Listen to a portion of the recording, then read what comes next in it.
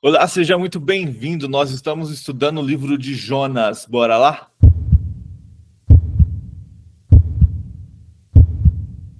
A Ti, Senhor, nós somos gratos porque o Senhor é bom. Louvado, exaltado, engrandecido seja Teu nome. Santo, santo, santo é o Senhor Deus Todo-Poderoso, Criador dos céus e da terra. Aquele que foi, que é e que há de vir. Deus Todo-Poderoso, Rei do universo, soberano Senhor, Pai amado, Príncipe da paz, o Alfa e o Ômega. Só o Senhor é o digno de ser louvado, exaltado, engrandecido, adorado. Nós rendemos, Senhor, nossos louvores, a nossa vida, tudo em tuas mãos. A ti, Senhor, seja a glória, a ti, Senhor, seja o louvor. A ti, Senhor, seja toda a adoração.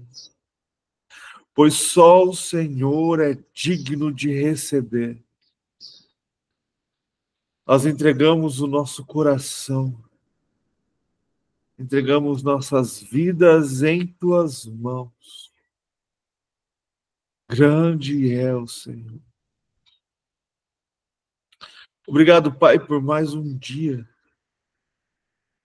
Obrigado pela sua misericórdia, pelo seu amor, pela graça do Senhor derramada sobre nossas vidas. Obrigado pelo fôlego de vida. Obrigado por este momento, Pai, onde podemos adorar ao Senhor, estudar a Tua palavra, falar contigo. Obrigado pela oportunidade, Pai, de estar na Tua presença. Obrigado pela nossa casa, nossos familiares, nossa família, nossos amigos. Obrigado, Senhor, pelo pão sobre a nossa mesa. Obrigado, Pai, pela saúde. Obrigado pelo seu cuidado. Obrigado por tanto amor derramado sobre as nossas vidas. Obrigado, Senhor Jesus, por tudo o que fez. Obrigado porque se entregou pelas nossas vidas. Obrigado porque se entregou pelos nossos pecados. Obrigado porque venceu a morte. Venceu a morte e hoje vivo está. Obrigado, Senhor Jesus, porque quando ressuscitou, nos deu a certeza da vida eterna ao seu lado. Obrigado, Senhor Jesus, porque intercede por nós. É nosso Rei, nosso Senhor, nosso sumo sacerdote, nosso advogado diante do Pai. Obrigado, Senhor Jesus, porque entrou no lamaçal do pecado e nos arrancou de lá, nos dando uma nova vida, nos dando uma nova esperança, nos tirando do pecado, nos tirando da morte para nos dar vida. Louvado seja o Senhor, para todos sempre, porque o Senhor é bom, o Senhor é maravilhoso. Obrigado, Jesus, por tudo que fez. Obrigado porque não desistiu de nós. Grande é o Senhor. Espírito Santo, eu te clamo nesta manhã, vem ministrar aos nossos corações, vem falar aos nossos corações, através da tua palavra. Que possamos, Pai, ao estudar ao ler a tua palavra, que possamos compreender o que o Senhor tem para nós. Qual é a mensagem que o Senhor tem para nós? Que possamos entender, que o Senhor possa ministrar ao nosso coração. Espírito Santo, derrama sobre nossas vidas os teus dons, sabedoria, conhecimento, fé, cura, milagres, discernimento de espíritos, profecia, língua, interpretação, serviço, administração, evangelismo, mestre, pastoreio. Derrama sobre nós o dom do amor. Nos ensina, Senhor, a amar o nosso inimigo.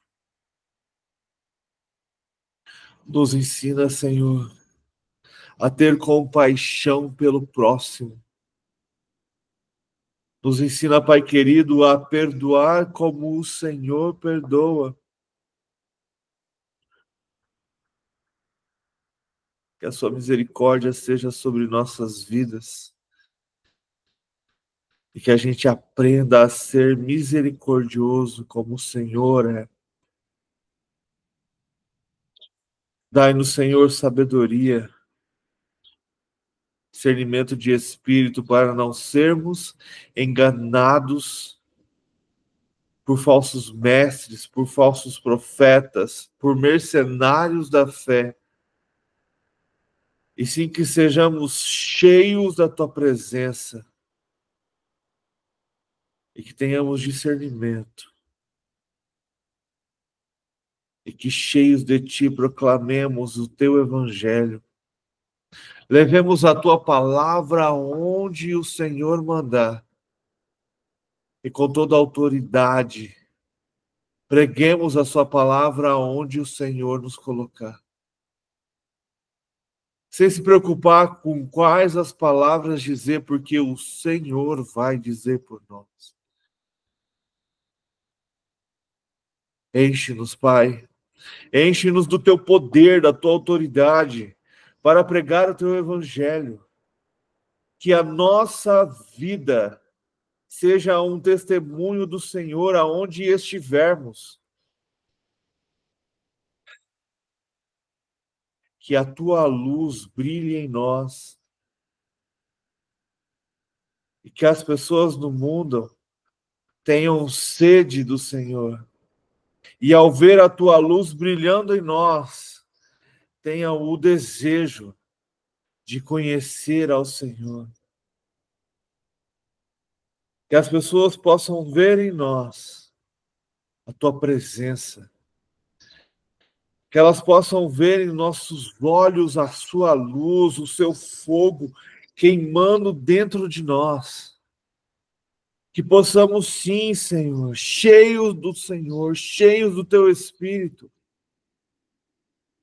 amar ao próximo e pregar e dizer do seu amor, da sua graça, da sua justiça. E dizer com toda a certeza: Jesus está voltando, se arrependa, porque o reino de Deus está próximo. É tempo de se arrepender. É tempo dessa geração voltar os olhos para o Senhor. É tempo dessa geração orar, buscar ao Senhor, clamar ao Senhor, clamar por misericórdia, para que Deus sare a nossa terra, para que todos sejamos transformados e cheios do teu Espírito, possamos proclamar o reino. Deus não está buscando um homem ou dois, como sempre fez em toda a Escritura. Deus está em busca de uma geração que vai se levantar para proclamar o evangelho do reino, para restaurar a sua igreja, para avivar a sua igreja, para transformar esta nação e transformar todas as nações. Deus está de olho nessa geração. É a geração que vai proclamar o evangelho do reino para que Jesus venha. É a geração que vai transformar a igreja, que vai curar as nações, que vai proclamar o evangelho do reino até as últimas consequências, sem se preocupar consigo mesmo.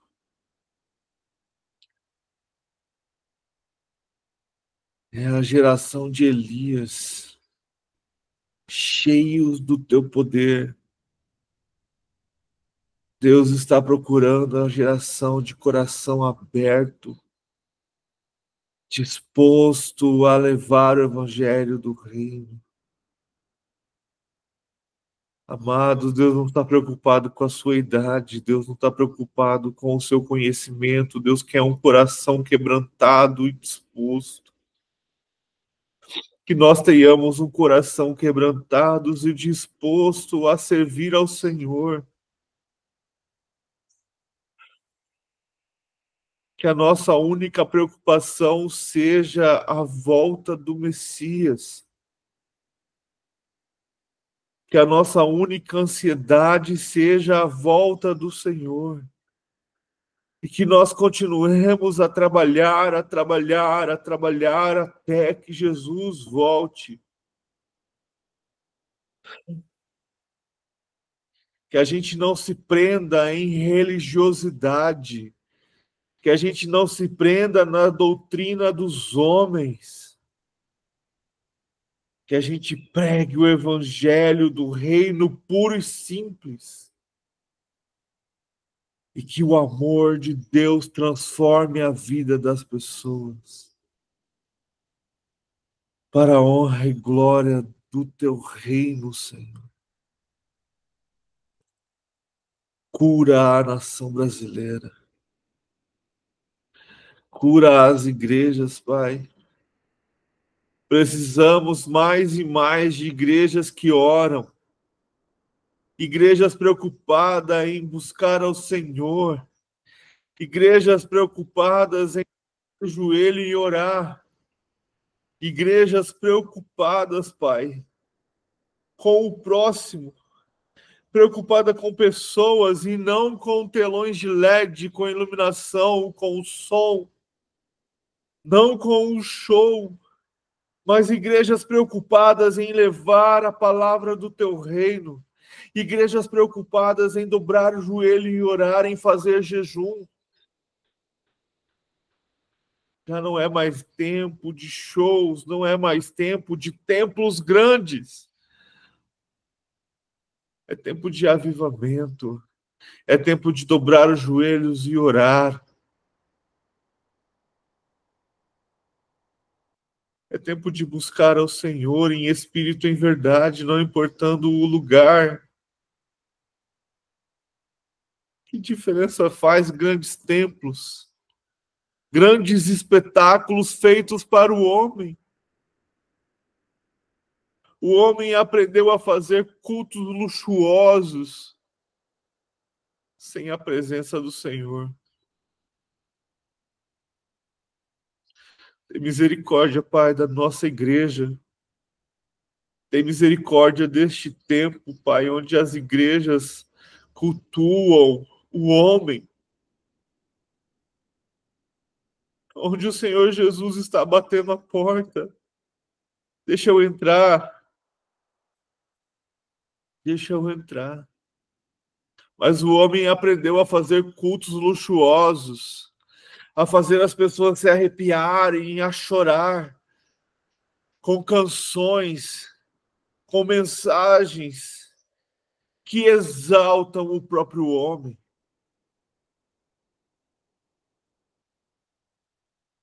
Sem a presença do Espírito Santo, sem a presença de Jesus. Tem misericórdia, Pai.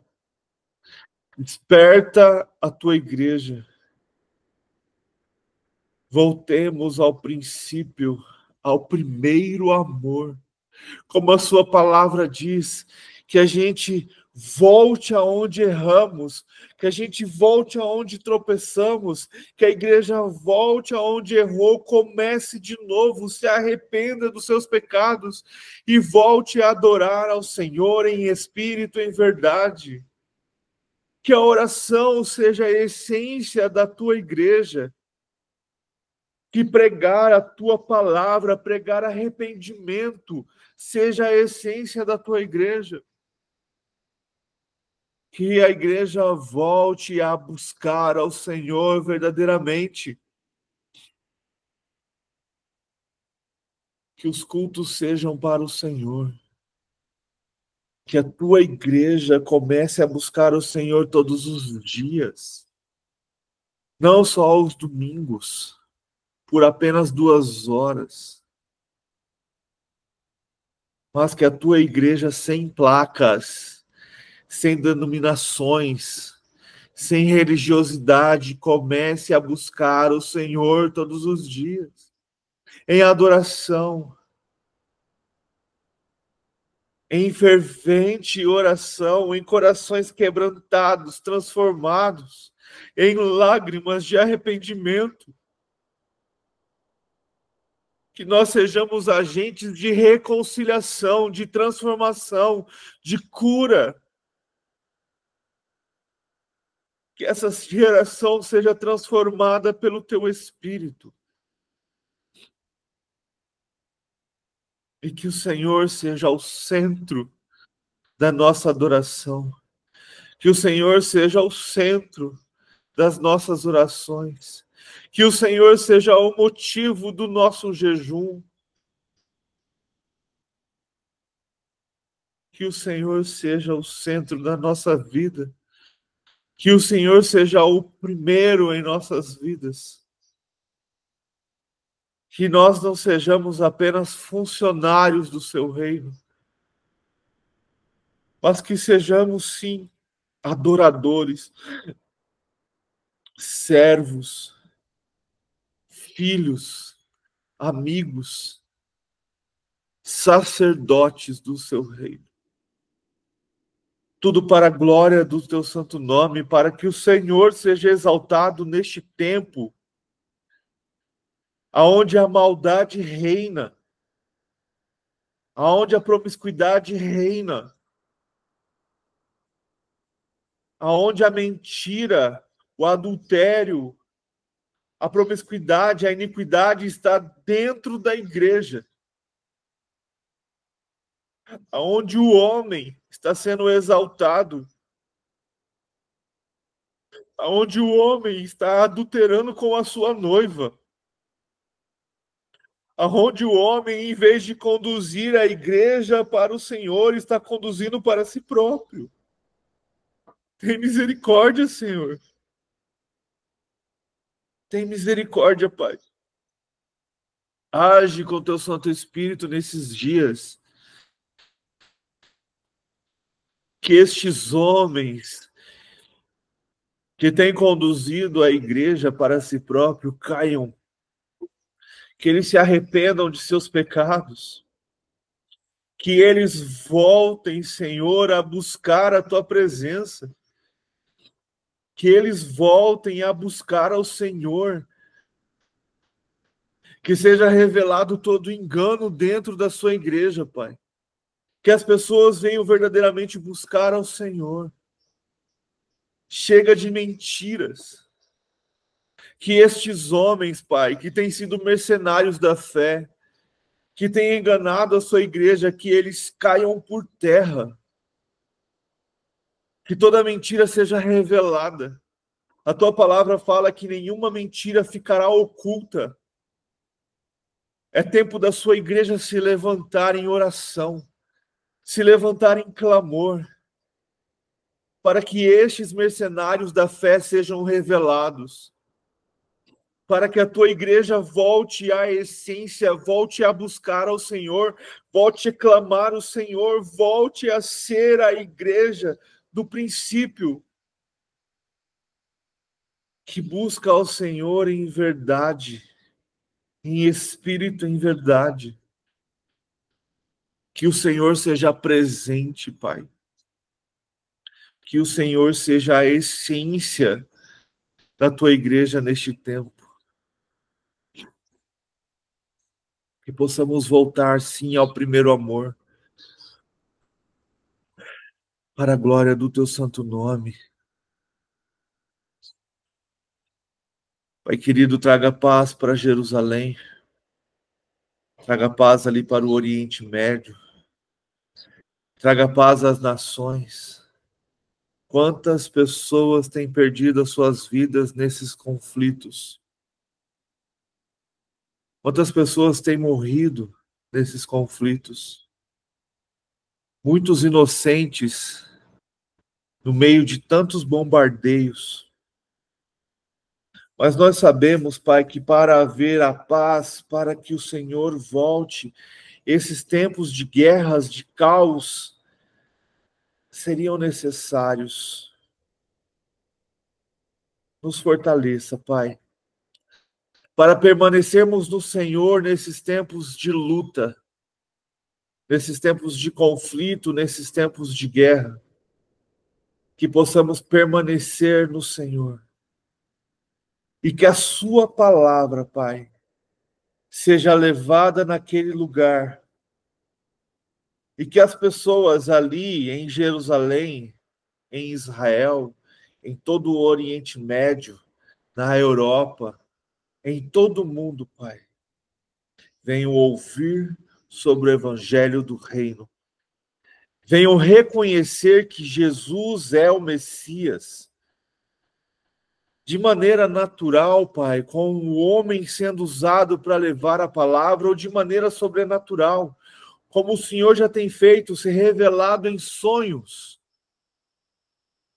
ou de maneira sobrenatural, que o Senhor apareça para essas pessoas. Nós sabemos que isso tudo é possível, porque o Senhor não tem limites. O Senhor é o Deus que faz como o Senhor desejar. E nós somos gratos e ficamos honrados porque o Senhor muitas vezes deseja usar as nossas vidas para proclamar e levar o evangelho do teu reino. Toda a honra e toda a glória sejam dadas a ti, Senhor. E que a gente possa, sim, cumprir o chamado do ID, levar o evangelho do teu reino. E que as nações possam reconhecer que Jesus Cristo é o Messias.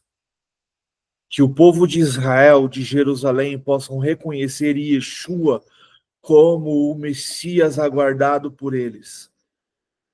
Que toda essa capa, que toda essa máscara, que toda essa mentira que foi colocada pela religião caia por terra. E que eles possam reconhecer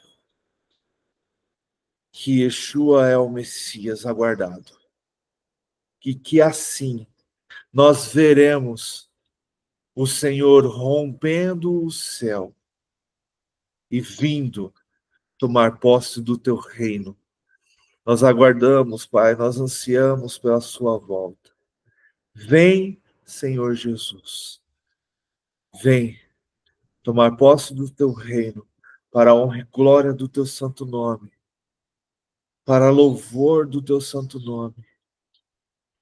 Em nome de Jesus, Pai. Em nome de Jesus. Amém. Amém. Nós estamos estudando o livro de Jonas. E ontem a gente viu o primeiro capítulo. A gente viu que Jonas, ele era no período do rei Jeroboão. Ele estava em Israel, no Reino do Norte. E ali, provavelmente, no período ainda que Israel tinha suas cidades, não tinha sido atacado, tomado pela Assíria. A Assíria já tinha sido poderosa, agora está no momento assim mais fraco. E Deus manda Jonas, então, ir até Nínive, capital da Assíria, ir lá pregar para os gentios, dizer que eles iam ser destruídos. E a gente vê Jonas, então, sendo rebelde, dizendo: eu não vou, desobediente ao Senhor. E a gente leu ontem, então, que Jonas, é interessante que eu estava dizendo ontem, que Jonas tentou fugir do Senhor geograficamente. E quando a gente começa a estudar e ler lá em Gênesis, a gente vê que o Senhor vai afastando o homem do jardim do Éden geograficamente. Então, o homem estava na presença do Senhor, no monte do Senhor, no jardim que ficava na região do Éden. Então, a primeira coisa que Deus faz quando o homem peca é tirá-lo do jardim do Éden e ele fica na região do Éden. Quando Caim peca, ele sai da região do Éden e vai para mais distante do Senhor. E a gente vê aqui Jonas cometendo o mesmo erro, tentando fugir do Senhor geograficamente. Deus manda ele ir para um lado, ele pega um navio e vai para o outro. E é interessante que aí, então, Deus causa uma grande tempestade dentro desse navio e os marinheiros começam a clamar a seus deuses. E a gente vê Jonas dormindo. E o André até comentou ontem que era a mesma presença que Jesus, quando estava no barco e o mar começa a ficar revolto, Jesus também está dormindo. Mas a diferença é que Jonas estava fugindo e Jesus só tinha a certeza de que ele, estando dentro do barco, nada aconteceria. E totalmente diferente de Jonas, porque para o barco não afundar, ele precisava não estar naquele barco. E o interessante é que quando os marinheiros falam para ele, por que você está aí tranquilo? Clame ao seu Deus, quem sabe ele nos ajude. E eles começam a perguntar, quem é você, de onde você vem, o que você está fazendo, quem é o seu Deus, quem é o seu povo. E aí ele diz que ele é hebreu, que ele é adorador do Senhor, o Deus dos céus, aquele que fez o mar e a terra. E aí aqueles homens então entendem e começam a falar, então clame a esse Deus. E o interessante é que ele fala assim, olha, se vocês me amarrarem, me jogarem no rio, no mar, a tempestade vai acalmar. Literalmente ele falou, eu não vou me jogar e eu posso fazer a oração que eu quiser. Eu estou, provavelmente, lá no início, ele disse para esses marinheiros que ele estava fugindo de seu senhor, porque os marinheiros comentam sobre essa fuga. E ele fala, ó, é a única maneira, só que eu mesmo não vou me jogar. Vocês vão ter que me jogar no mar. E o interessante é que quando a gente estava lendo, que os marinheiros, eles não ouviram Jonas. Eles tentaram remar de volta para a praia. Tentaram voltar de volta, remar de volta para o continente. Quando eles perceberam que não dava mais, eles clamaram, né? Que o Senhor, nós suplicamos, não nos deixe morrer por tirarmos a vida deste homem. Então eles clamam misericórdia por Deus porque eles vão jogar Jonas na água. E aí então a gente vê então Jonas sendo jogado na água, o mar se acalmando, aqueles marinheiros fazendo um voto de que iriam fazer um sacrifício, né? Iam fazer um sacrifício para Deus, se comprometeram a sacrificar algo para Deus, porque Deus tinha os livrado daquela tempestade e não tinha afundado o barco. E o Senhor faz então que um grande peixe engolisse Jonas, e ele ficou dentro desse peixe 3 dias e 3 noites. A gente não tem noção, né, de que peixe seria esse. Muitos falam que é uma baleia, mas a Bíblia fala somente de um grande peixe. E é interessante porque isso é literalmente um milagre do Senhor, né? Porque ele ficou inteiro. Então esse peixe era muito grande para ele ter ficado dentro desse animal por esses 3 dias e 3 noites sem ser devorado, né?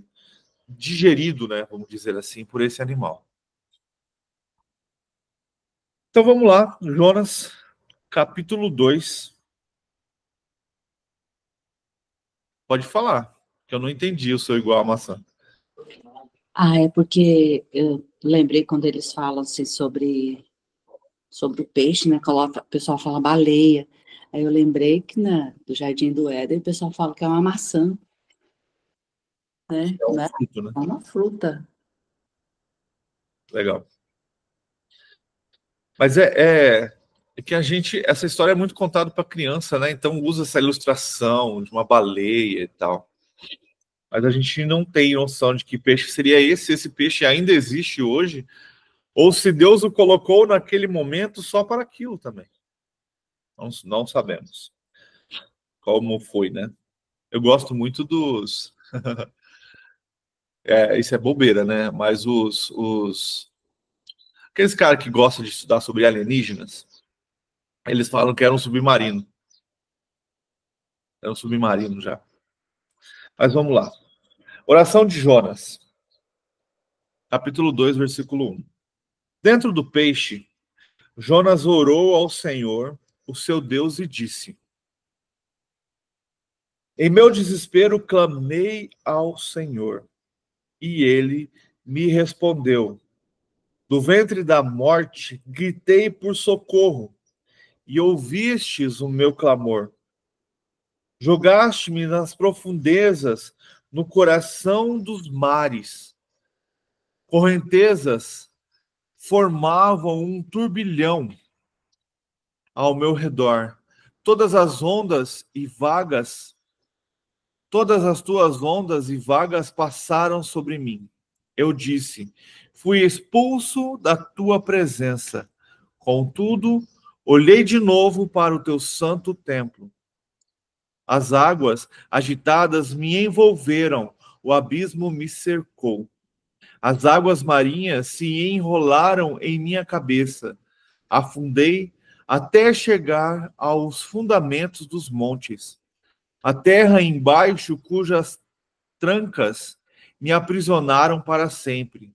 Mas tu trouxestes a minha vida de volta da sepultura, ó Senhor, meu Deus. Então, Jonas, ao ser jogado no mar, a gente está vendo ele se afogando. Ele está literalmente se afogando. Então, antes mesmo, a gente percebe que antes mesmo de Jonas ser tragado pelo peixe, ele já começa a clamar pelo Senhor. Em meu desespero, clamei ao Senhor. E ele respondeu.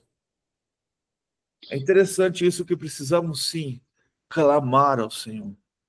Quando estamos em enfermidade, quando estamos em luta, quando estamos em desespero, clamemos ao Senhor. Éder, Vai aqui responder. ele fala em forma de poesia, né? Sim. Como no livro de Salmo 18, 21, 30, vários, né? A linguagem de todos. Aí ele tá piedoso, aqui ele tá bem quebrantado, né? E é como expressando o sentimento dele, né? Como eram cantados. E lembra também quando Jesus estava na cruz, né? Morrendo, e ele se expressa lá no Salmo 22, Deus meu, por que me desamparaste? Interessante. E aí ele continua, né? A sua oração de clamor e súplica, né? Se separar. Jogaste-nos no fundo das profundezas, no coração do mar. Então a gente está vendo nessa oração Jonas contando o que aconteceu. Que ao ser jogado no mar, as águas continuaram agitadas e ele foi afundando. Você imagina, ser jogado no mar já não é algo fácil, porque a água ela é mais fria, não dá pé. E Jonas então começa a afundar e a gente sabe que o mar estava revolto, né? Vamos lá para uma polêmica. Ele morreu? Aqui diz que ele chegou a se afundar.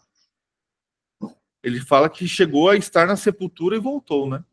Não sei Então, se ele morreu ou não. então ele morreu, né? Porque a palavra ali, abismo, é a mesma coisa que o Sheol, não é? Então, uma boa pergunta. Porque quando essa é uma oração que ele fez quando ele foi descendo, descendo, descendo. Aí ele foi se quebrantando, ele foi orando, eu imagino que ele faleceu ali, aí a baleia engoliu e Jesus ressuscitou, porque esse aqui também pode ser uma analogia, pode não, creio que seja, uma analogia a Jesus. Assim como o Jonas ficou 3 dias, 3 noites na barriga do peixe, Jesus ia ficar 3 dias, 3 noites no coração da terra. Eu tenho aqui um comentário sobre essa parte. Começa a partir do 6, quando ele fala que afundou. Ele está comentando assim, que cada estágio em sua jornada para longe de Deus, Jonas desce mais. Terra. Provavelmente o mundo provavelmente o mundo inferno, que Jonas entende como uma cidade com trancas. Aprisionaram. Conforme desce para mais perto da morte, Jonas se vê preso no reino dos mortos. E aí trouxe a vida. Deus inverte a descida de Jonas. E aqui ele fala: sepultura é o Seol. Viu? Interessante.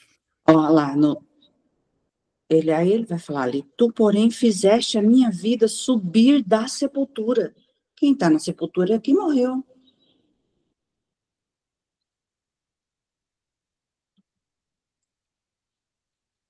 Interessante.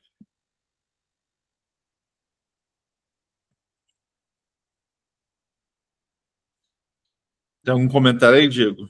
Neide, André? Tô meditando aqui ainda. Realmente faz sentido isso aí. A gente pode pensar que para Deus nada é impossível, né? No meu livro de estudos, tem um comentário assim: não se pode afirmar se Jonas permaneceu ou não consciente por todo o tempo, mas esteve consciente por algum tempo, durante o período em que permaneceu no ventre do peixe ou da baleia, e que foi suficiente para ele perceber que não tinha se afogado, mas havia sido mantido vivo, e também para articular o salmo de ação de graças.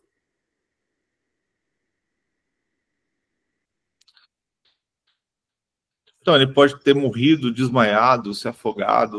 A gente não. O E importante depois é que se ele morreu ou não, ter Deus ressuscitado ele da vida de novo. trouxe de volta. Sim. De toda maneira, ele teve que passar por tudo isso para voltar a fazer o que Deus mandou que ele fizesse, né? E você vê ali que no versículo 3 ele tem consciência de que foi Deus quem fez isso com ele. Então, a gente pode imaginar ele refletindo sobre isso enquanto ele vai afundando, afundando, porque ele foi bem fundo, né? A sensação de ter sido abandonado, né? Que me trouxe um pensamento, assim, que muitas vezes Deus, ele permite que nós estejamos no horizontal para que nós busquemos a Ele, porque quando nós estamos em pé, nós olhamos só para frente. Então, quando nós estamos deitado num leito de enfermidade, você vai olhar para cima. Então, Deus, ele está... Jonas ali, nesse momento, ele fez a reflexão ali que a dependência seria de Deus. E aí, quando ele vai descendo, ele vai indo, ele sente a necessidade de Deus, ele olha, ele vê Deus. Então, assim, isso traz uma reflexão para a gente, a importância de estar ligado na conexão com Deus. Eu lembrei aqui de uma história. Alguém quer falar antes? Desculpa, não vi. É que a Neide tinha pedido antes. Não, mas pode falar. Desculpa, Neide, pode falar. Não tem problema não, pode falar. Pode Não. sim. de quando eu tive Covid. Eu acho que é uma correlação ali que faz sentido. Seu áudio tá baixo, André.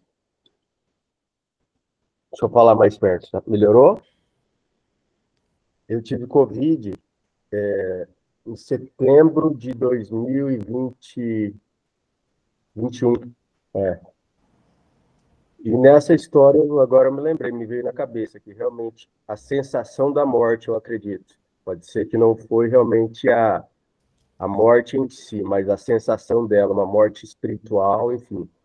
E disso, realmente, ele é levado ao desespero, como eu fui.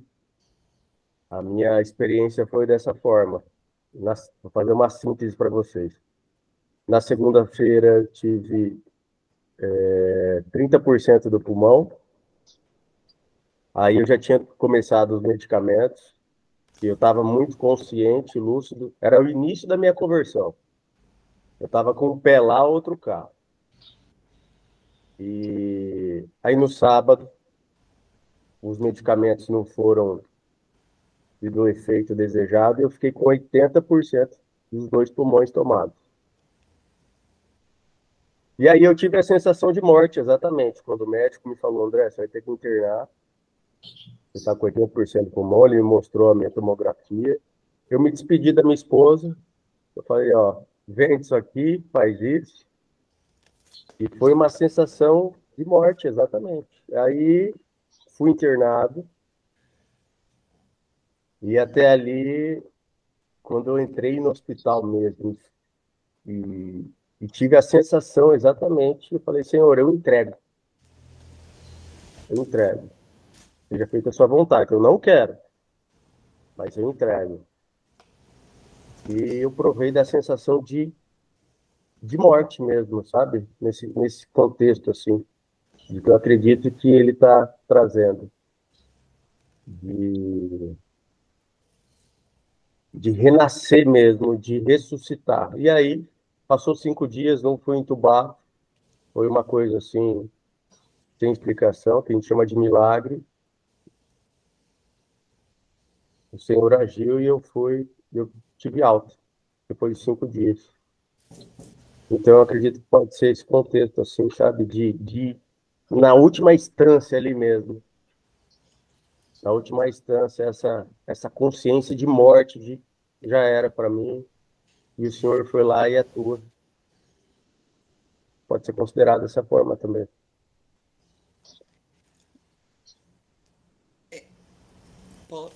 Eu vejo também, tem várias, assim, na minha tá escrito assim, antes de chegar no versículo 2 que o senhor tá lendo aí, seu Éder, tem o finalzinho do 1, né, que vai falar assim, trementes, né, e Yahvé, o Senhor, fez com que um grande peixe engolisse Jonas, e ele ficou dentro desse peixe durante os 3 dias e 3 noites, né.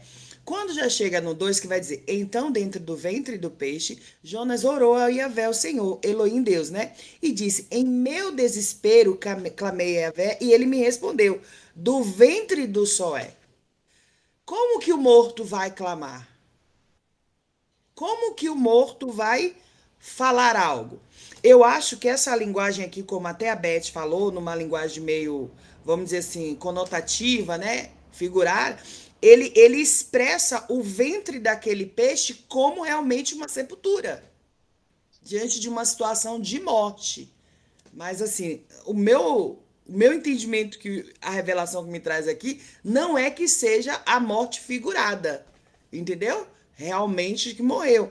Porque, ainda fala assim, e disse, em meu desespero, clamei. Ele estava desesperado, porque para ele estar dentro daquele grande peixe, vamos dizer assim, simbolizava o quê? A morte mesmo, né? Era um momento de morte, de sepultura. Mas nessa linguagem, eu assim, Neide, entendo que não seria realmente a morte que ele passou, mas o desespero para trazer isso. Aí traz essa comparação, né? Que é como se estivesse ali dentro do reino dos mortos, né? Porque ainda vai falar, do ventre do céu é da morte, gritei por livramento. E tu, ó Senhor, ouviste o meu clamor. Então, essa situação que eu estou passando nesse momento, para mim, é uma situação de morte. É como se eu já estivesse aqui Porque, humanamente falando, como que a pessoa ia sair daquela situação? Não teria como. E quando a gente continua no finalzinho do versículo do 1, que ainda vai dizer assim, ó, que quando jogaram ele no mar, o mar se acalmou. Para aqueles homens, mas Jonas continuou descendo no ventre do peixe, porque vai falar que ele foi até as profundezas do mar, né? Então eu fico imaginando assim, ele dentro daquele ventre, a baleia, ou seja lá que diacho foi, descendo água abaixo, e ele sentindo todo aquele turbulhão que cada vez está indo mais profundamente, né? E aí ele clama, porque é isso que fala aqui, né? Gritei por livramento e tu, ó Senhor, ouviste o meu clamor.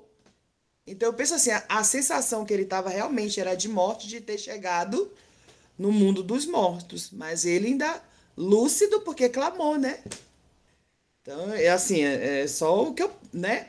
Porque depois me lançaste nas profundezas, no coração dos mares, e as correntes formaram um turbilhão ao meu redor. Então, quando ele fala o turbilhão ao meu redor, eu penso que é todo aquele movimento do bicho, quanto mais indo para o fundo, mais ele se movimentando, mais a sensação de morte, mais eu clamo ao Senhor. Seria algo agoniante, né? Agonizante, na verdade, né? Porque se a gente for parar toda essa comparação aqui, é mais ou menos isso. E ele ainda fala assim, ó, todas as grandes ondas e vagas passaram por sobre mim. Mas como que ia passar por sobre ele se ele está dentro do ventre? Que é o que fala lá no final. Então, passou pelo movimento que o bicho ia fazendo. Então, tudo aquilo ali, ele ia sentindo, né? Então, eu penso que essa parte aí, Ney, essa parte aí não é assim. Eu acho que quando ele foi jogado ao mar, a baleia não estava lá, a baleia, o grande peixe não estava lá de boca aberta, né? Acho que ele foi afundando e ali naquela sensação, Deus manda o livramento. é porque fala no 16, vai falar assim, do 1, né? Assim que o notaram que o mar aquietava, todos os homens adoravam ao Senhor, né? Com grande temor, ofereceram sacrifício. Mas aí fala no 17, entretanto o Senhor fez com que um grande peixe engolisse Jonas. Então, o que ela disse eu também entendi, realmente, mas não é que a ideia é que ele chegou a cair no mar e começar a se afundar. Aí o peixe pegou. Aham. Não que ele foi jogado e o peixe pegou ele no ar, sabe? Exatamente, não, eu entendo isso aí, mas se a gente for ver o seguinte, quando começa a oração, dá-se a entender que todo esse Sim. momento que ele Essa passou. oração ele já está dentro do ventre. Exatamente. Então é dentro do mundo dos mortos, na concepção, né? Porque é o que vai falando. E quando ele fala assim, ó, no versículo 3 que o senhor leu, né? Que ele vai falar que as profundezas no coração dos mares, correntezas foram um turbilhão ao meu redor. Todas as grandes ondas e vagas passaram por sobre mim, né? Então pensei, fui expulso da tua presença. Poderei contemplar o teu santo templo mais uma vez? Porque aonde ele estava ali, eu morri. É o fim. Você pode ver que ele foi afundando. Ó, olha o 5, ó. As águas me cercaram até a alma, o abismo me rodeou e as algas se enrolaram na minha cabeça. Então, enquanto ele estava descendo, muita coisa ia acontecendo. Então, ele desceu até a terra, ele foi até o fundo, ó, cujos ferrolhos se fecharam atrás de mim para sempre. Quando alguém desce, você fecha aquela porta, põe-se o ferrolho, ninguém tira. Só quem pode tirar é Deus. Aí tu, porém, fizeste a minha vida subir da onde? Da sepultura. Compreende? Então, o que é que assim, eu não sei, não tô querendo polemizar, mas se fosse para partir de todo esse momento ele ser engolido, essa versão do 17 não teria que estar aqui no final do 6? Porque eu penso assim, por se tratar de um animal tão grande ao ponto de engolir o homem e o homem ficar ali dentro, tudo esse movimento assim, ó, não quer dizer que isso é verdade absoluta, mas é o entendimento que eu trago, tá? Que ali todo esse movimento que ele passou foi dentro desse bicho mesmo. No meu entendimento, tá? Porque ele ainda vai falar, porque eis que quando minha vida já ia se apagando, eu me lembrei. Aí tá, depois de tudo isso, que ele foi engolido? Então, aqui no comentário que eu tenho da NVI, ele traz que essa oração de Jonas provavelmente já era dentro da baleia. Então ele tá trazendo o sentimento que ele teve ao ser jogado na água e ao ser engolido pela baleia. Então todo esse processo, essas orações que a gente vai ver nesse capítulo 2, tem a ver com ele já dentro e consciente. Então provavelmente ao cair na água, o mar ali agitado, ele se afundando, ele fica inconsciente perto da sua morte e é engolido por esse peixe. E já consciente dentro do peixe, de alguma maneira, ele acordou, despertou ali dentro, percebeu que ainda não tinha morrido, então ele faz essa oração. Caraca, eu estive praticamente morto. Eu estive num momento, igual o André falou, eu estive num momento em que eu não tinha mais vida. E ele sabia que ao ser jogado ao mar, ele provavelmente morreria, porque o mar estava revolto e, caraca, ele está no meio do mar. Ele não ia conseguir nadar de volta. Então, essa oração, a NVI traz que provavelmente ele já fez dentro do peixe, já consciente. Só que o que eu achei interessante, que a gente está se preocupando se ele morreu ou não morreu, mas no versículo 4 me traz um negócio muito legal. Porque Jonas, quando ele recebe a mensagem do Senhor, o que ele faz? Ele foge da presença de Deus. E ao ser jogado no mar e engolido pelo peixe, o que ele fica preocupado? Será que fui expulso da sua presença, contudo, olharei de novo para o seu santo templo? Então, Jonas, fugindo da presença do Senhor, ao ser jogado no mar e em seu momento de quase morte, ele fala, cara, será que um dia voltarei a ver o Senhor de novo? Porque eles colocavam, né, o templo como a presença do Senhor. Então, Jonas associa, né, a presença de Deus com o templo em Jerusalém. E ele está falando, será que um dia voltarei a ver o Senhor? Será que um dia voltarei a estar na sua presença? Então, aquele cara que estava fugindo geograficamente de Deus, agora jogado ao mar, está preocupado se um dia voltarei a ver o Senhor. Será que o Senhor vai me trazer de volta à sua presença? Ou será que este daqui será o meu fim? Eu acho isso bem também. Perfeito, me chamou a atenção, sim, esse versículo. A separação de Deus ali, né, concretizada no versículo 4, quer dizer o quê? A separação física, né, espiritual, ele tem essa sensação, e agora o desenrolar disso, que afundou ali, até, enfim, todas essas coisas ali que ele vai descrevendo diante dessa separação de Deus. Né? Vocês concordam? Tudo que vai desenrolando ali é depois do versículo 4. Ele tem a consciência, estou separado de Deus, agora vem todo o abismo, toda a sensação, né? Eu vi isso também. Vamos continuar? Versículo 7. Quando minha vida já se apagava, eu me lembrei de ti, Senhor, e a minha oração subiu a ti, ao teu santo templo.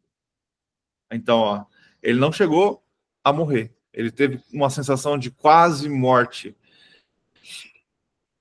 Aqueles que acreditam em ídolos inúteis desprezam a misericórdia, mas eu, com um cântico de gratidão, oferecerei sacrifício a ti.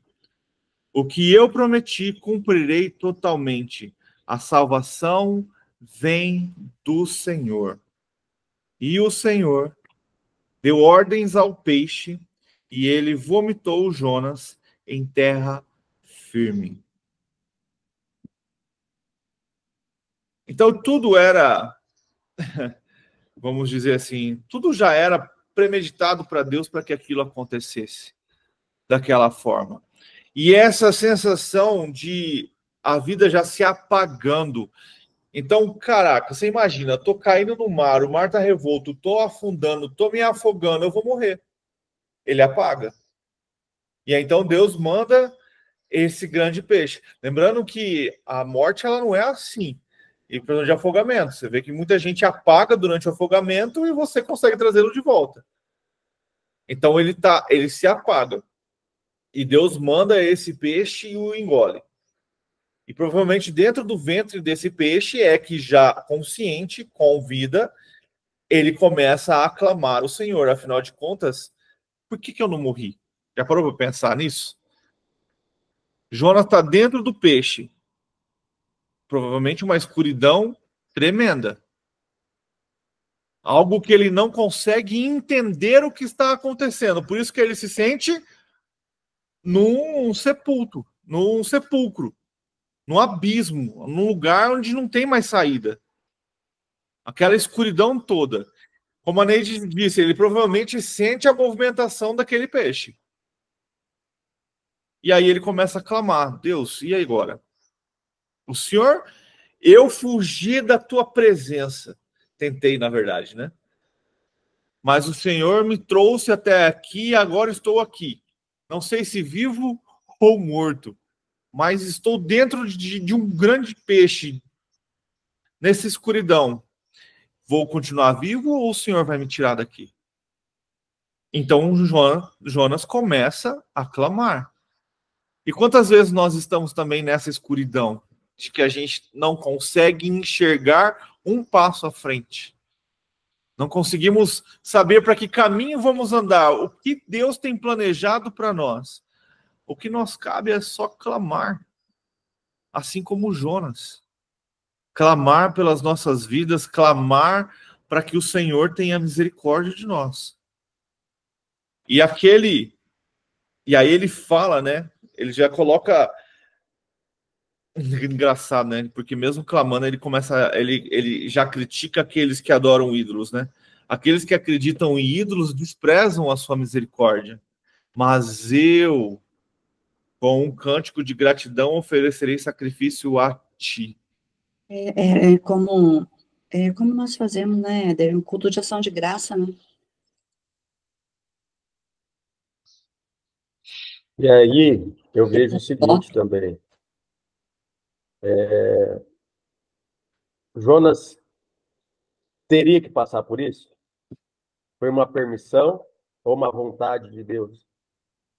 Porque no contexto, assim, lembrando de Jesus, né?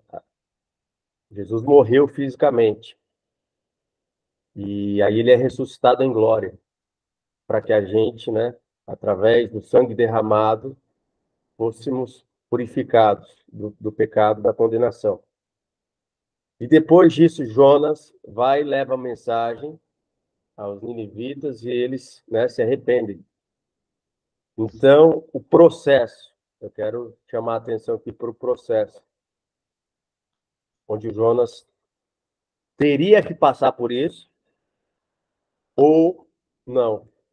Para mim, teria que passar, porque ele precisava ter um face a face com o Senhor, para que manifestasse realmente ali a glória de Deus, pela mensagem que ele iria pregar. É como se fosse, né, o vinho, as uvas sendo prensadas. Então, ele teria que ser prensado para ser realmente ali templo do Senhor e enviar a mensagem, essa mensagem ter tido o efeito que teve. Mas sabe o que eu acho engraçado, André? Eu entendi isso e realmente talvez ele precisasse disso, mas se a gente pegar o contexto, né, que a gente já conhece da história, ele não se arrepende. Ele tem esse momento que ele passa aqui, né, que ele é jogado no mar, ele tenta fugir para desobedecer a ordem do Senhor. Mas o que a gente discutiu ontem, né, esse ódio no coração dele não muda. Esse desejo que o povo de Nínive, os assírios morressem, não muda no coração dele. Ele continua com esse ódio. E para você ver, olha a oração dele. Aqueles que creem em ídolos são ídolos inúteis, desprezam a sua misericórdia. Então o Senhor está me mandando para aquele povo para pregar para eles que eles vão morrer, vai ser destruído, mas eles desprezam a sua misericórdia. E Jonas sabia que se aquele povo clamasse por arrependimento, Deus os perdoaria e não os destruiria. E a gente vê isso na jornada. Então Jonas não quer ir lá porque são inimigos dele e ele não quer que esses inimigos sejam perdoados. Ele deseja que esses inimigos sejam mortos. o povo de Nínive. Então ele foge. Deus o traz de volta, dessa maneira sobrenatural. Porque isso é sobrenatural, isso não é normal. Você nunca ouviu de um homem que foi engolido por um peixe e voltou à vida. Então isso é providência do Senhor. E olha que interessante, a gente vê aqui também a grandeza e a soberania de Deus, porque Deus ordena que o peixe o vomite. Então Deus que ordenou ao peixe que o engolisse, para que ele não morresse afogado, porque provavelmente ele morreria afogado. Não sabemos nem se Jonas sabia nadar. Aqui nós podemos ver que Jonas é o filho pródigo do Antigo Testamento, né? Fugindo do Senhor. E aí ele ordena o peixe, então, e olha que interessante, durante todo esse momento de oração e esses 3 dias dentro desse ventre, o peixe está voltando para a margem. Então, mesmo Jonas clamando, Deus já sabia do que Jonas ia fazer, clamar. Deus já está levando Jonas de volta para a margem. E aí a gente vê, então, esse ódio de Jonas, porque mesmo ele cumprindo, aí ele, beleza, ele obedece ao Senhor. Ele vai para Nínive e leva a mensagem de Deus.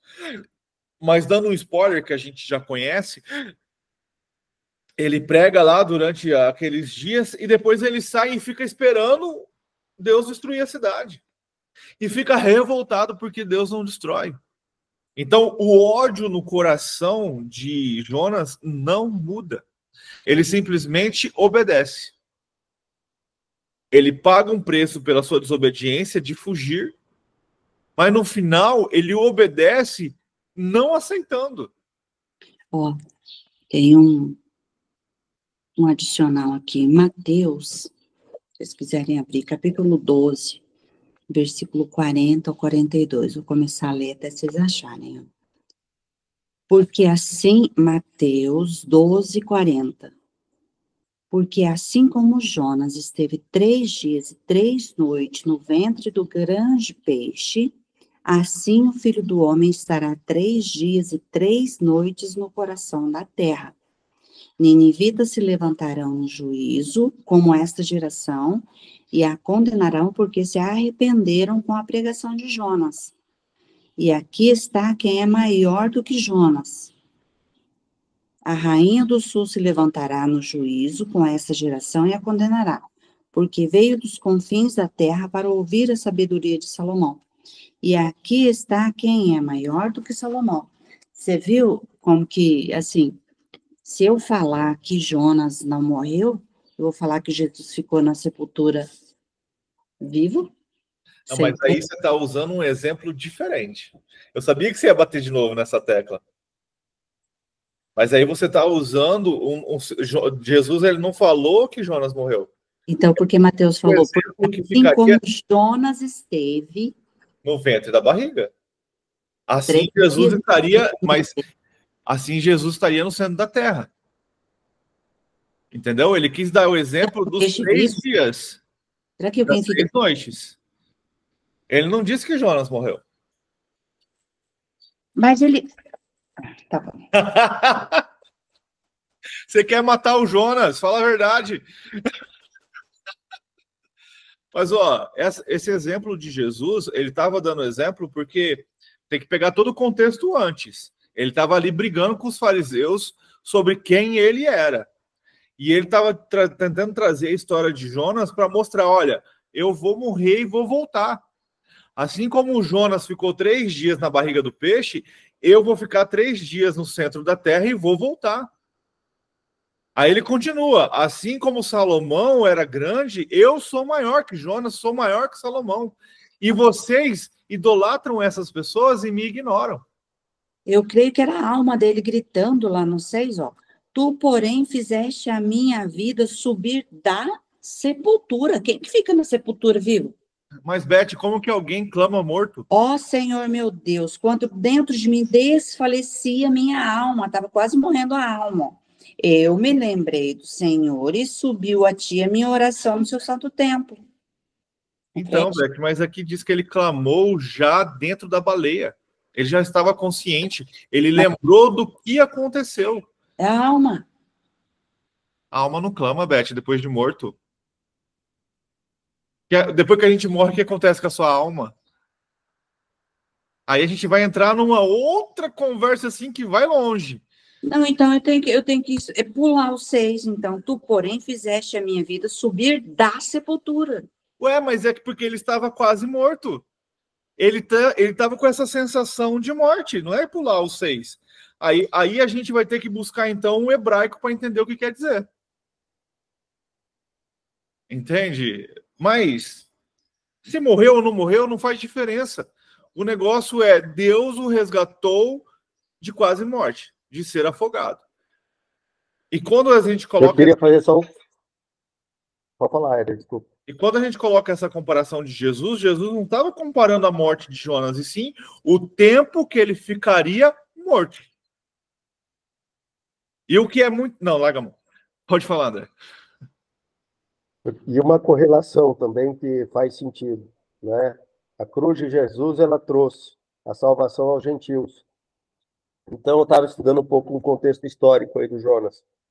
Foi quando o rei Jeroboão, ele estava ali numa ascensão, estava expandindo todo o reinado dele, então o povo estava muito próspero, porém, espiritualmente, o povo já tinha largado ali o Senhor, estava adorando outros deuses, enfim.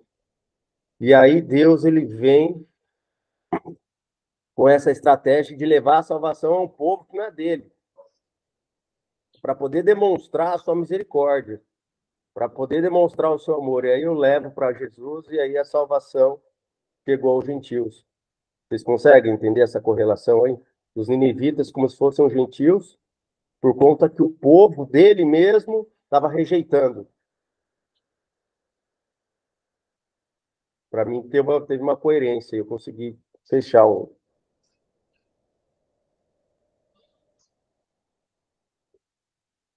É isso aí. Pode falar, Neide. Eu tenho, aqui na minha tem uma explicaçãozinha, né? Que, como o senhor falou aí, né? Jonas, ele continuou com o coração ainda ruim, né? Mas, no versículo 1, porque, tipo assim, a gente vai lendo, mas tem que estar sempre indo e vindo para poder entender as comparações. No versículo 1, 9, quando Jonas vai falar assim, ó, e Jonas passou a responder-lhes, eu sou hebreu e temo a Yahvé, Elohim, o Deus dos céus, que fez o mar e a terra, né? Isso é a primeira declaração que Jonas faz acerca de Deus ali. Só que aí, nesse outro, que a gente acabou de ler aqui agora, ele faz novamente uma outra declaração. E aí entra nessa parte que o senhor falou. Aqueles que acreditam em ídolos inúteis afastam de si a verdadeira... Aí na minha tá escrito assim, né?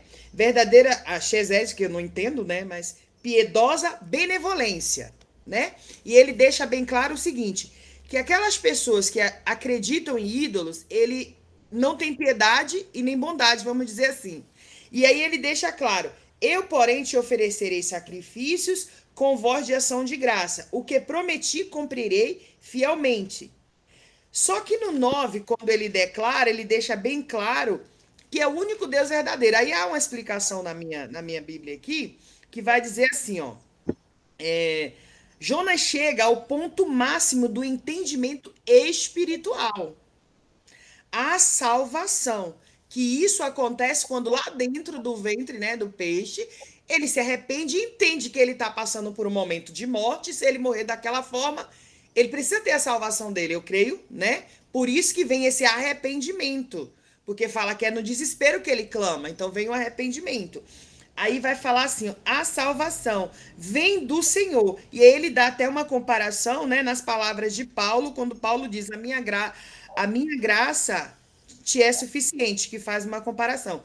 Essa é a segunda declaração confessional de Jonas. Na primeira, que aí eu falei que é o nova, o profeta deixa bem claro que é hebreu e serve ao Senhor na terra e mares, ou seja, que somente o Senhor é Senhor na terra e nos mares, né? Uma linguagem bem compreensível aos povos do antigo. Aí ele vai falando mais. Médio, né? Pois acreditavam em vários deuses, e o maior deles agora, supremo, soberano, o Senhor da terra, mar e céu. E Jonas enfatiza que esse é o Senhor, a quem ele serve. Aí eu fico assim, nessa questão que o senhor falou do coração de Jonas, né?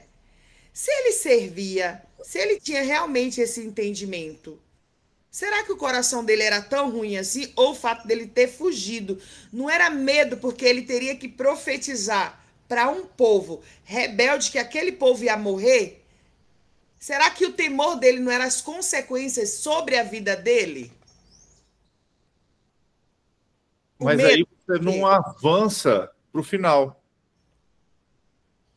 Quando a gente vai lá para o capítulo 4, Jonas fica revoltado com Deus porque Deus não destrói Nínive.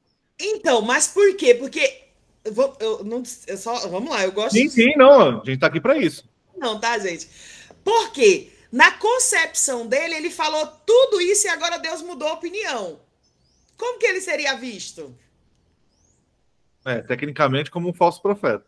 Você entende? Então, assim, a revolta de Jonas é, peraí, o senhor fez tudo isso, me fez sair desse ventre, me fez, né, conhecer quase a morte por conta desse povo, porque quando eu me recusei lá, eu tive uma experiência diferenciada com o senhor, e chega aqui depois que eu falo tudo isso, eu tenho misericórdia desse povo?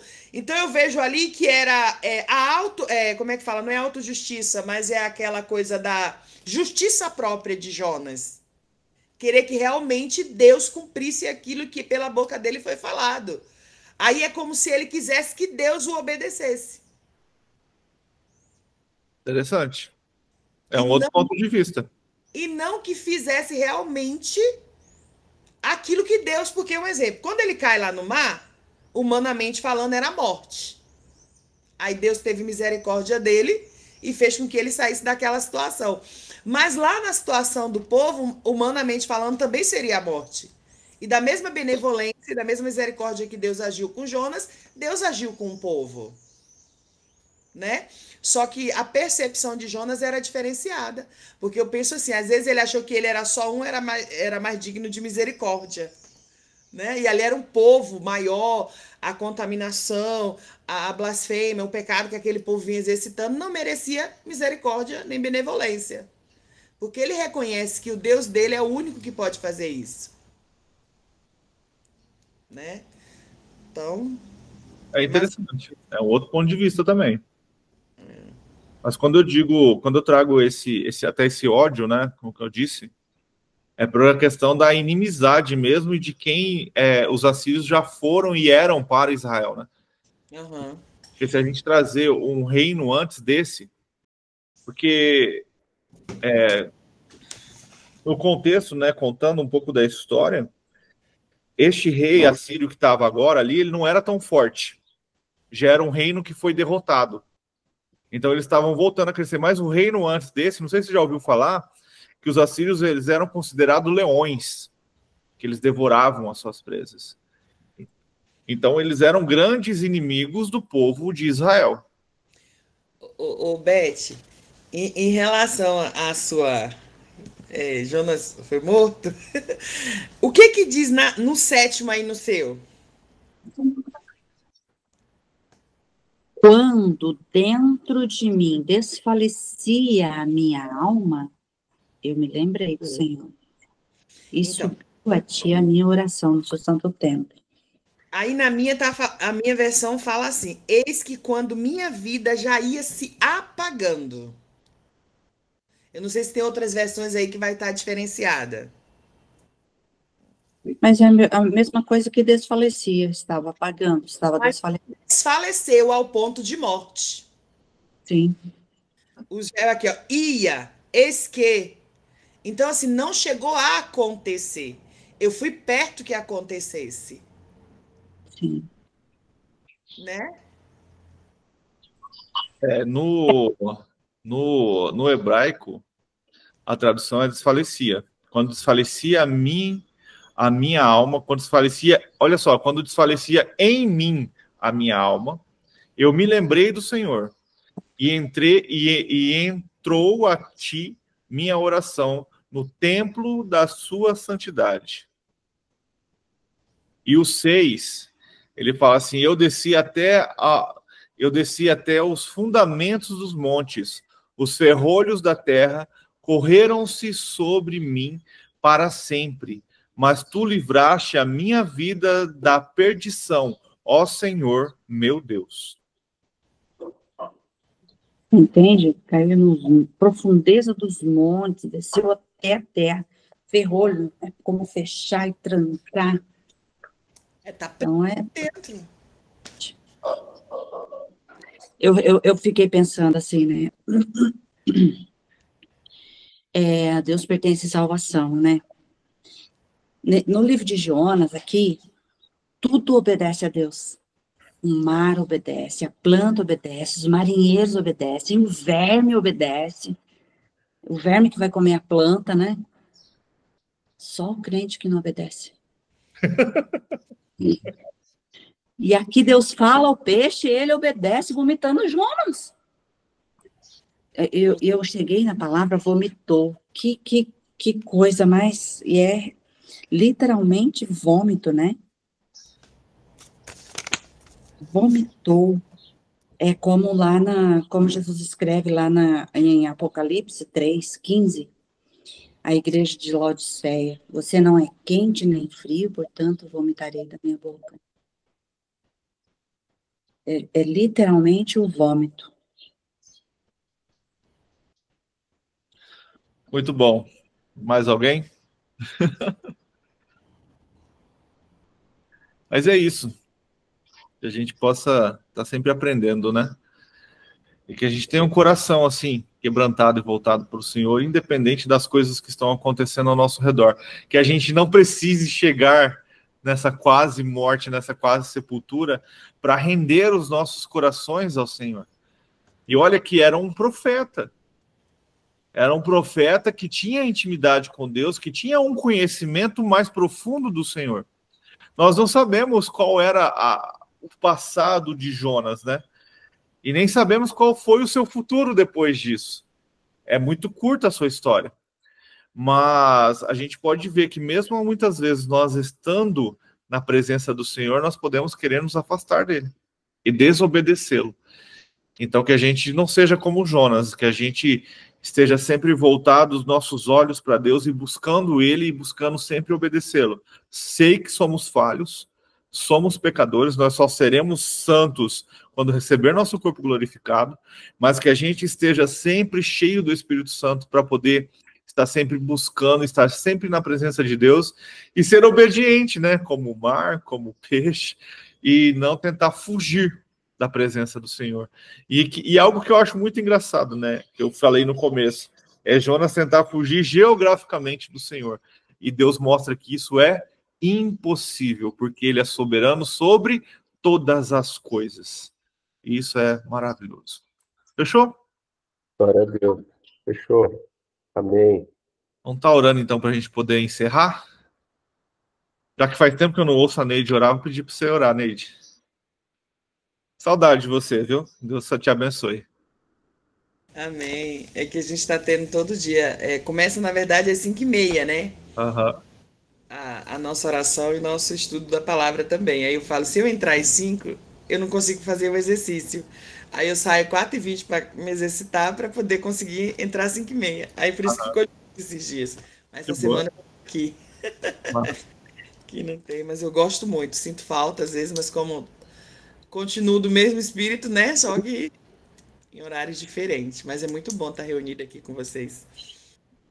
Então vamos orar, né? Amém.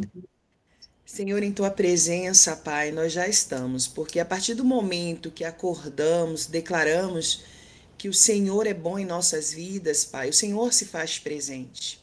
E nessa manhã, Deus, queremos te agradecer. Agradecer o Senhor pela misericórdia que o Senhor nos concede do entendimento da tua palavra. Senhor, há em nós corações desejosos, ó Pai, de todos os dias sermos cheios do teu Espírito, porque o conhecimento que o Senhor nos concede neste dia hoje, Pai, é para que possamos fazer uso do mesmo nesse dia de hoje. Então, Senhor, pedimos a Ti que nessa manhã, tudo que o Senhor nos permitiu aprender através tua palavra, possamos ser verdadeiramente, ó Pai, praticante desse entendimento, Jesus. Que não venha ser só esse momento, Pai, aqui da tua palavra, mas que venhamos ser verdadeiramente testemunha do Senhor nesse tempo. Sabe por quê, Deus? Eu costumo falar que nós seremos a Bíblia que muitos irão ler, Pai. E o nosso testemunho, assim bem como o exalar do teu bom perfume, faz com que haja um diferencial, meu Pai, em tempos tão difíceis que nós temos vivido, Senhor. Que o Senhor possa nos usar, ó Pai, verdadeiramente como instrumento do Senhor. Meu Deus, e todos aqueles ao nosso redor, Pai, que estão à nossa volta, possam ser cheios da tua presença, com o simples testemunho de estarmos próximos de nós. Pai, queremos que nesse dia o Senhor se faça presente, ó Espírito Santo, para que tudo aquilo que viemos fazer, tudo aquilo que viermos falar, pensar ou agir esteja no controle e no direcionamento de ti, Pai. Não permita, ó Deus, que os dias atribulados ou os dias de dificuldade venha, Deus, apagar a luz e a chama que o Senhor tem acendido dentro de cada um de nós. E eu quero pedir também, ó Pai, nesta manhã, que o Senhor venha saciar, meu Deus, o desejo dos nossos corações, se o mesmo, ó Pai, está de acordo à vontade e o querer do Senhor. Pai, nos guarda, nos livra, Espírito Santo. Guarda a nossa casa, guarda a nossa família, guarda a nossa entrada e a nossa saída. Que essa palavra, Deus, seja alimento diário, meu Pai, para que possamos viver em tempos difíceis, viver a graça e a misericórdia do Senhor, entendendo que o Senhor nos ama e que o Senhor nos formou para um propósito muito maior do que aquilo que pensamos ou imaginamos. Pai, te agradecemos por este momento. Te agradecemos, ó Pai, por essa oportunidade, porque o Senhor nos concede estar de pé, ter ar nos nossos pulmões e podemos declarar que o Senhor é bom e que a tua misericórdia nos alcança, mesmo sabendo, ó Pai, que não somos merecedores. Traga, Senhor, à existência as coisas que não existem, de maneira que as nossas vidas possam testemunhar o teu poder nesta terra, que venhamos ter sabedoria nas nossas decisões, ó Deus, que venhamos ter clareza e entendimento nos nossos pensamentos e que sejamos renovados todos os dias pela tua palavra. Eu te agradeço, Senhor, por este momento. Eu te agradeço, Espírito Santo, por esta oportunidade. Entrego as nossas vidas em tuas mãos. Que o Senhor, meu Deus, cuide de cada um aqui na particularidade que o Senhor sabe que é preciso, ó Deus. Que o Senhor traga o que é necessário e os que o Senhor também tire, Pai, o que é preciso, para que possamos viver dias em tua presença. Eu te agradeço, ó Deus, por esse momento, louvando e adorando o teu santo e glorioso nome. E que não venhamos ser como Jonas, ó Pai, mas que venhamos entender que quando o Senhor fala, temos que obedecer. Te agradecemos em nome de Deus Pai, Filho e Espírito Santo. Amém. E assim a gente finaliza mais um capítulo do nosso estudo. Espero que Deus tenha ministrado ao seu coração e que vocês tenham aprendido cada vez mais sobre a palavra de Deus. Que você tenha uma vida excepcional, que Deus possa derramar bênçãos sobre sua vida. E o meu desejo é que você tenha cada vez mais sede e vontade de aprender sobre a palavra de Deus.